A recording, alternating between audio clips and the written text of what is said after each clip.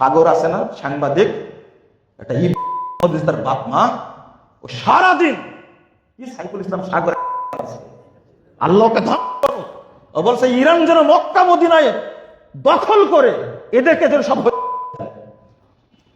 তুমি জানো না একমাত্র বেলাদুত তাওহীদ সৌদি আরব আলহামদুলিল্লাহ এখনো কোরআন এবং সুন্নাহর উপরে টিকে আছে আলহামদুলিল্লাহ।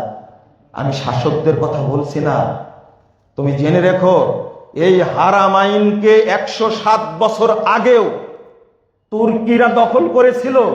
মোহাম্মদ বিন সৌদের কারণে আল্লাহ সৌদি আরবকে এখন একই সঙ্গে সারা বিশ্বের মুসলিমরা এক ইমামের পেছনে সালাত আদায় করার সুযোগ পেয়েছে আলহামদুলিল্লাহ। এই মক্কার চারপাশে কাবার চারপাশে 4 মুসাল্লা ছিল। একটা হলো শাফি মুসাল্লা, হানাফি মুসাল্লা, মালিকি মুসাল্লা, হাম্বলি মুসাল্লা। আপনাদের ব্রেনে ধরে না কাবার চারপাশে আবু হানিফার নামে হানাফি মুসাল্লা থাকলো, শাফি মুসাল্লা থাকলো, হাম্বলি মুসাল্লা থাকলো, মালিকি মুসাল্লা থাকলো, কিন্তু মুহাম্মদ সাল্লাল্লাহু আলাইহি ওয়াসাল্লাম মুসাল্লা কই ছিল? 656 বছর মুহাম্মদ সাল্লাল্লাহু আলাইহি ওয়াসাল্লামের মুসাল্লা ছিল না। মুহাম্মদ বিন সৌদ আলহামদুলিল্লাহ এই 4 মুসাল্লা ভেঙে দিয়ে মাত্র 107 বছর আগে, 104 বছর আগে এই মক্কায় এক মুসাল্লা মুহাম্মাদি মুসাল্লা সৃষ্টি করেছেন আলহামদুলিল্লাহ। আর আপনি তার ধ্বংস কামনা করেন। সৌদি আরবে গান বাজনা চালু হয়, বিড়ি খায়, আপনার হাতে এত ঘা লাগে, কিন্তু আপনার দুলাভাই ইরানে কি চালু আছে আপনি জানেন না? 1 ঘন্টার জন্য, 1 সপ্তাহের জন্য, 2 ঘন্টার জন্য মেয়ে ভাড়া পাওয়া যায়। আরে যেখানে মেয়ে ভাড়া করে যায় ওই জায়গাতে কি পর্দার দরকার হয়?